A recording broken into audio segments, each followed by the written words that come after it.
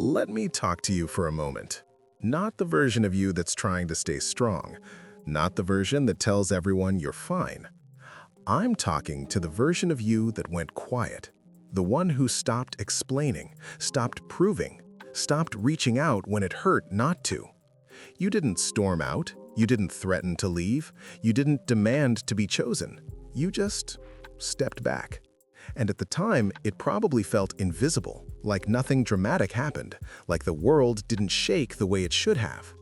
But here's the truth most people never realize. The moment you stopped chasing clarity, something irreversible began on the other side of your silence. Not all realizations are loud. Some arrive slowly. And the one she's walking toward now started the day you chose yourself. Let me show you what unfolds after that moment. Not for her sake, but for yours. Point 1. The moment you broke the pattern.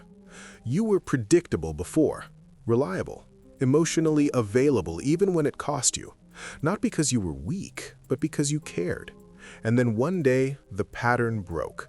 No long message, no explanation, no final speech about how much you gave, just distance. And that's when something unfamiliar entered her world. Uncertainty. Because when someone is used to your emotional labor, they don't realize it's a gift until it's gone. They assume consistency means permanence. They confuse patience with endurance. Your withdrawal wasn't loud, but it disrupted the rhythm of her life.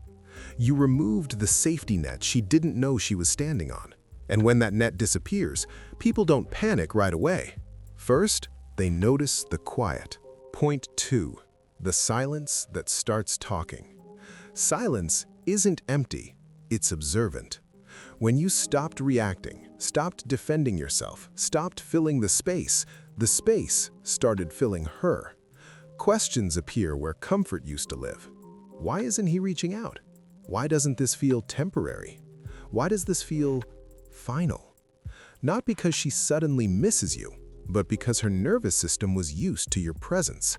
You were the emotional constant, the familiar ground. And when that disappears, the mind tries to regain control. She replays interactions. She rewrites conversations. She wonders if she misread your limits. This isn't regret yet. This is disorientation. And disorientation is the doorway to awareness. Point 3. The day you became hard to replace. At some point, comparison sneaks in. Not dramatic, not intentional, just quiet moments. Someone doesn't listen the way you did. Someone forgets details you never missed. Someone offers attraction without safety. And that's when it hits. You weren't just present, you were anchoring. You made space feel steady. You made effort feel normal. You made emotional consistency feel boring because it was reliable. And reliability is invisible until chaos replaces it. This is where memory sharpens. Not nostalgia, recognition. She doesn't miss the relationship. She misses how grounded she felt inside it. Point 4. When guilt replaces control. This is the phase people don't talk about. The moment control dissolves. She realizes she can't summon you anymore, can't provoke a reaction, can't pull you back with confusion or affection. And that's when guilt arrives. Not the dramatic kind, but the quiet kind. The kind that asks, did I take him for granted? Did I assume he'd always stay? Did I ignore something real? Because when someone leaves without bitterness, without punishment, it forces honesty. You didn't try to win. You didn't try to be chosen. You chose yourself. And that choice removes all illusion. Point 5. The message she doesn't send. There's a moment that never makes it to your phone, a message typed and deleted. Because by now, she senses something important. You didn't leave to be chased, you left to be free. And reaching out would mean acknowledging that. So instead, the conversation stays internal. She wonders how you changed, how you grew so quiet, how you became someone who no longer needs validation. And here's the truth. That version of you, the one who walks away clean, becomes unforgettable. not because you were perfect, but because you were rare. Point 6. Why this was never about her. This is the part most people misunderstand. Her realization is not your reward, your peace is. Because while she's processing the loss, you're building a life that doesn't require shrinking. You're learning what it feels like to be chosen, not occasionally, not conditionally, but consistently. You didn't walk away to teach a lesson. You walked away because staying was teaching you the wrong one. And the moment you stopped betraying yourself for connection, everything changed. Point 7. The moment you stop becoming the memory. There's a subtle shift that happens, and almost no one notices it in real time. At first, when she thinks of you, it's emotional, charged, heavy. But eventually, something changes. You stop being the emotion and start becoming the standard. Not the man she cries over, the man she measures others against. Your absence no longer hurts in sharp waves. It settles into something quieter, respect. Because time does something brutal and honest. It removes drama and leaves truth. And the truth is this: you weren't difficult. You weren't asking for too much. You weren't demanding more than you deserved. You were simply asking to be met. And once she understands that, something irreversible happens.